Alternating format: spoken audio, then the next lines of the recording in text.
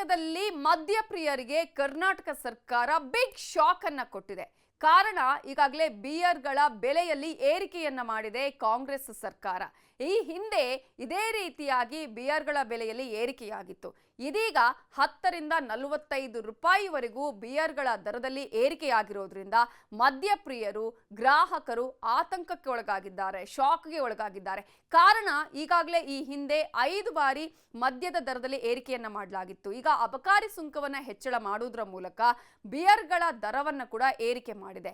ಈ ಹಿಂದೆ 5 ಬಾರಿ ಹೆಚ್ಚಳವನ್ನ ಮಾಡಲಾಗಿತ್ತು. ಆಗ್ಲೇ ಸಾಕಷ್ಟು ಆಕ್ರೋಶವನ್ನ ವ್ಯಕ್ತಪಡಿಸಲಾಗಿತ್ತು. ಆದ್ರೆ ಇದೀಗ ಮತ್ತೊಮ್ಮೆ ಏರಿಕೆಯನ್ನ ಮಾಡುವುದರ ಮೂಲಕ ಹೊಸ ವರ್ಷದಲ್ಲಿ ಮದ್ಯಪ್ರಿಯರಿಗೆ ಕರ್ನಾಟಕ ಸರ್ಕಾರ ಶಾಕ್ ಅನ್ನ ಕೊಟ್ಟಿದೆ. ಹಾಗಂತ ಹೇಳಿ ಮದ್ಯಪ್ರಿಯರು ನಾವಿನ್ನು ಮುಂದೆ ಇದನ್ನ ತೆಗೆದುಕೊಳ್ಳೋದೇ ಇಲ್ಲ ಅಂತಾನ? ಖಂಡಿತ ಇಲ್ಲ. ಹೊಸ ವರ್ಷದಲ್ಲಿ ಸಾಕಷ್ಟು ಪ್ರಮಾಣದಲ್ಲಿ ಅಬಕಾರಿ ಇಲಾಖೆಗೆ ಆದಾಯ ಹೆಚ್ಚಳ ಆಗಿತ್ತು. ಇಂತಹ ಸಂದರ್ಭದಲ್ಲೂ ಕೂಡ ಈಗಾಗಲೇ ಅಬಕಾರಿ ಇಲಾಖೆಯಲ್ಲಿ ಆದಾಯ ಕಡಿಮೆ ಆಗಿದೆ ಅನ್ನುವ ಕಾರಣಕ್ಕಾಗಿ ಈಗ ಬಿಯರ್ಗಳ ದರವನ್ನ ಹೆಚ್ಚಳ ಮಾಡಲಾಗಿದೆ. ಈ ಮೂಲಕ ಮದ್ಯಪ್ರಿಯರ ಕೆಂಗಣ್ಣಿಗೆ ಗುರಿಯಾಗಿದೆ ಸರ್ಕಾರ.